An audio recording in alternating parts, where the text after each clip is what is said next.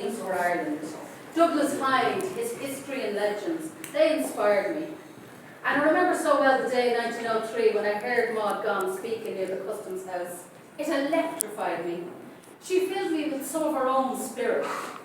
Gonne had effectively carried on the work of Anna Parnell and the Ladies' Land League, founded in the 1880s. 500 branches run by women throughout Ireland, which of course had been closed down by her brother, Charles Parnell.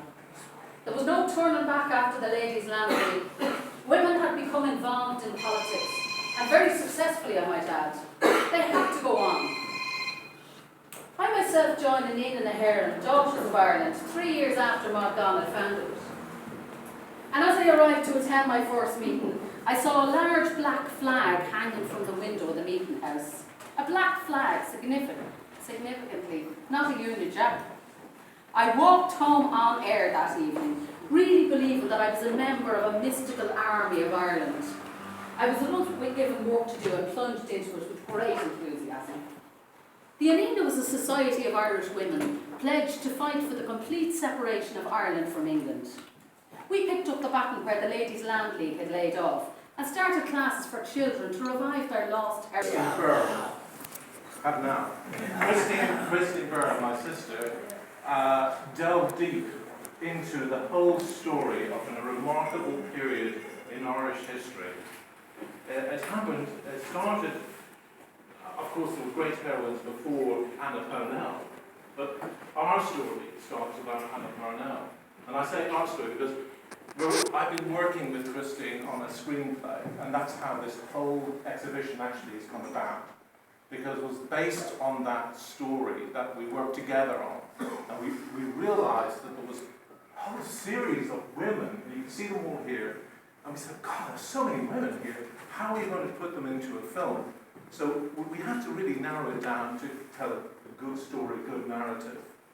I don't want to go into it because Lena's done a fantastic job describing the period, describing the issues and everything else. But what we want to do in a film is to bring this whole period alive. You see the characters, the real struggle that was going on. As Lena was saying, it wasn't just about the equality of women, it was about the equality of everybody, it was about liberation. But the women were airbrushed out of this particular period. And the story really begins with Nurse O'Farrell.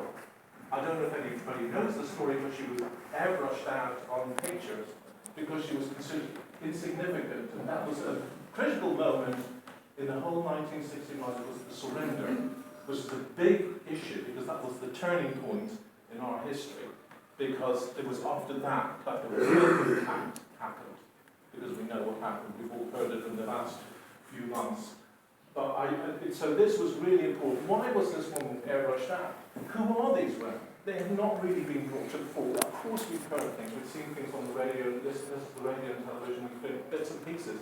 But we really felt that we needed to bring something together. And so we've done that in the screenplay. So Christine has done, this whole exhibition is that celebration of these women and the story behind it. So I want to give a big round of applause.